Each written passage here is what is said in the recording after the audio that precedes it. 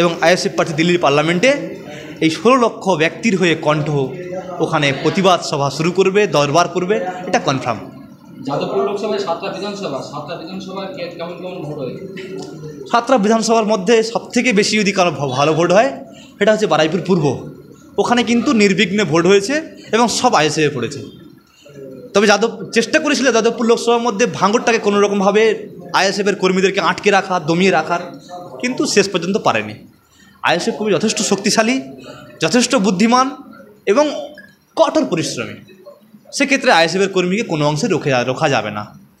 তারা মার খেয়েছে, অনেকে এমনও হয়েছে মাথা ফেটে গেছে, কেউ কেউ মৃত্যুর সঙ্গে পাঞ্জাও লড়েছে, তারপরেও কিন্তু জীবন দিয়ে কিন্তু ভোটটা করিয়েছে।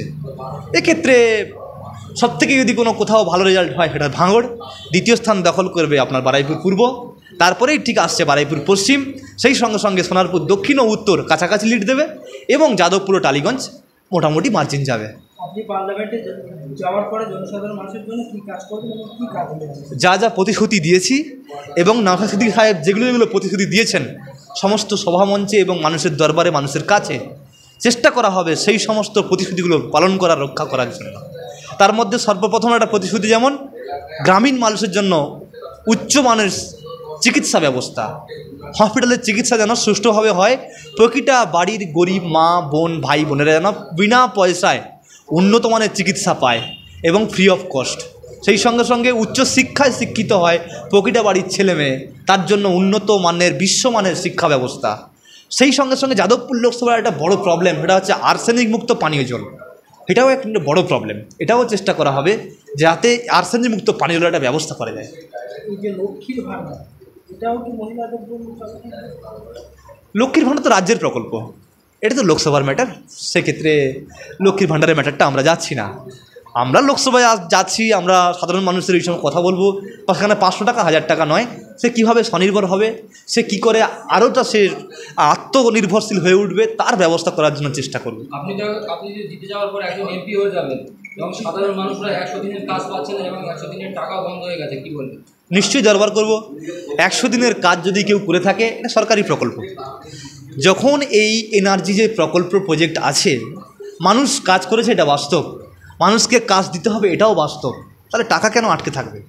রাজ্য দোষ করুক বা কেন্দ্র দোষ করুক, গরিব মানুষ তো কোনো দোষ করেনি, তাহলে গরিব মানুষকে টাকাটা আটকে থাকবে কেন? এর জন্য প্রথম দরবার অবশ্যই করব এবং স্পিকারের কাছ থেকে আবেদন করব যাতে এই 100 দিনের টাকাগুলো ফেরত পাওয়া যায় এবং যারা চুরি করেছে এই টাকা, তাদের বিরুদ্ধে খুব তাড়াতাড়ি ব্যবস্থা নিয়ে টাকাগুলো রিলিজ করার জন্য। একটাই প্রশ্ন এখানে, যে বিধানসভা ভোটে আইএসএফ করার কারণে এবং আইএসএফে ভোট দেওয়ার কারণে অনেকেই বাড়িঘর ছাড়া হয়েছিল এবং তাদের উপর অত্যাচার করা হয়েছিল, বাড়িঘর থেকে শুরু করে ইত্যাদি অনেক কিছু।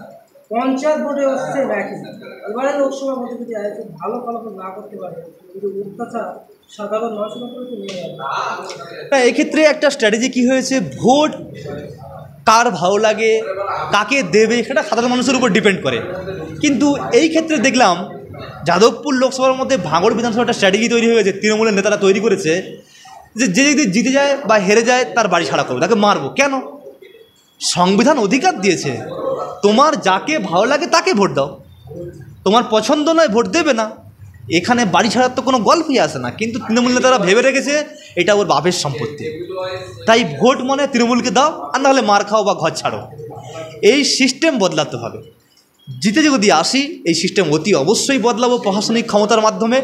আর যদিও আমি পরাজয় হই, তারপরেও কিন্তু যে সমস্ত ব্যক্তিরা অত্যাচার করবে, নিপীড়ন করবে, তাদের বিরুদ্ধে কঠোর থেকে কঠোর ব্যবস্থা হাইকোর্ট থেকে সুপ্রিম কোর্ট পর্যন্ত নেব। আচ্ছা, এটা কি বলবেন যে চোরের মায়ের বড় গলা তৃণমূল কংগ্রেসের নেতারা বলতো যে আসবন্ধু খেলা হবে, ভোটের ময়দানে গণতান্ত্রিক প্রক্রিয়ায় ভোট হবে।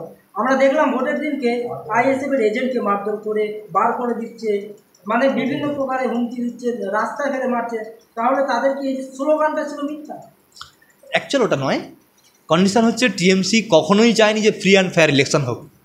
যদি তাই হয় তাহলে টিএমসি পশ্চিমবঙ্গ কেন ভারতবর্ষের কোথাও থাকবে না।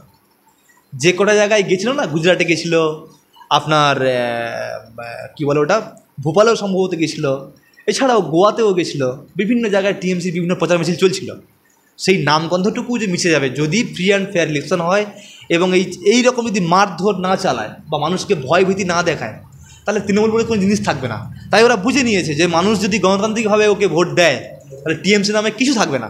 তাই যে কোনো প্রকারে ভয় ভীতি দেখিয়ে মানুষকে ভোট দেওয়া থেকে বিরত রাখতে হবে এবং আইএসএফ কর্মীর বাড়িতে অত্যাচার করতে হবে, ওদেরকে ধরে ধরে কেস দিতে হবে, এজেন্টে তুলে নিতে হবে। এটা একটা স্ট্র্যাটেজি, নাহলে জিততে পারবে না। আর এটা যদি বন্ধ হয় তাহলে তৃণমূলের হার। তাই জেনেছিল ওরা ওটা করেছে। তাহলে বিজয় উৎসব পালন হচ্ছে আগামীকাল। নিশ্চয়ই। তবে বিজয় উৎসবটা এরকম অন্যরকম কিছু হবে না বা অন্য রাজনৈতিক দলের মতো হবে না। কিছু সিস্টেম আছে, সেটা বলা যাবে না এখান।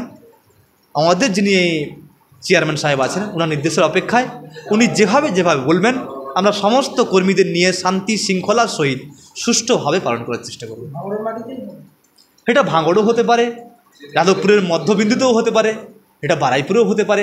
এটা এখনও পর্যন্ত সিদ্ধান্ত সাপেক্ষ ব্যাপার। সিদ্ধান্ত নেওয়ার পরে নিশ্চয়ই জানিয়ে দেওয়া হবে।